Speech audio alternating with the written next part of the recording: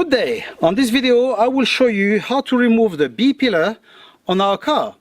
You are on the Mercedes W124 channel. I'm Hervé and I will show it to you.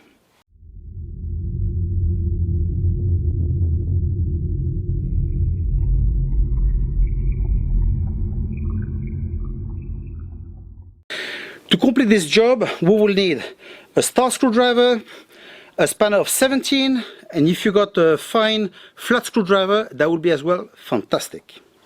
To have access to the pillar we'll have to push the seat forward as much as we can. For this you sit on it and you put it forward, okay? Because if you only push it by hand like that it may be a bit difficult. Once it's in front, the seat, the back seat, will put it forward as well. Now that we have a good access, we will remove the cap from the seat belt. You see there's a plastic cap here. So with this, we'll pry it and it should come. You see? Very easy. Once it's off, we'll use the spanner of 17 and we'll remove this to have the seat belt free. We now continue with the star screwdriver and we're gonna remove the two screws that are inside the plastic. We can now remove the pillar from the bottom and gradually we remove it up to the top. At the top we've got a clip, we simply pull it and it will unclip itself. The main reason obviously you will have to remove this, it's because either they have been unglued, like here. Usually this happens on Series 2, Series 3, very common. Series 1 doesn't usually happen. So in this case, for instance, this will be brought to a shop and be completely re-glued.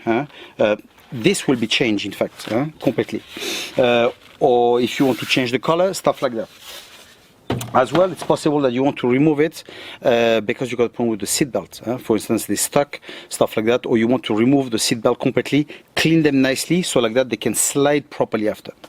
If, like me, you added a read-on, be careful because at the time to place back the molding, the plastic molding, it is possible that it doesn't enter correctly.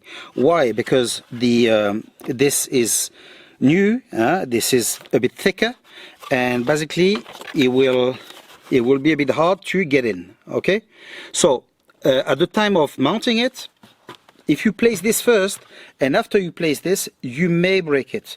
So I advise you to first fit this into it, make sure it goes nicely. You see on mine I've got to force quite a bit, so you place it nicely and later we put it back on the car. Before to place back the pillar, we will have to remove the rubber that we've got for the door, okay? We'll remove on this side and the other side too. We're now gonna place the seat belt again in this position, okay? And we're gonna put it more or less in its side. But before to put it, be careful. You see we've got that part that's here. Sometimes it unglues itself, okay? So if it's unglued, glue it back. Okay, and then we'll start placing it more or less and we'll clip this at the top. Once it's done, we'll continue with the rest. Now we're gonna push the bottom in its place and we're gonna place the two screws. Before to place the rubber, look here. We've got a groove, okay? This part of the plastic should go into that groove, okay? So with a small screwdriver you push it in place, so that should go in there and on the other side too. You see it? Should be like that. Now we can place back the rubber in its place.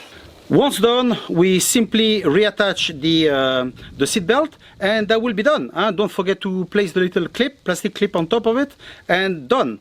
So that's it. I hope that you have liked the video. I hope it has been useful to you. Stay tuned, subscribe, and we'll see each other in the next one. Take care.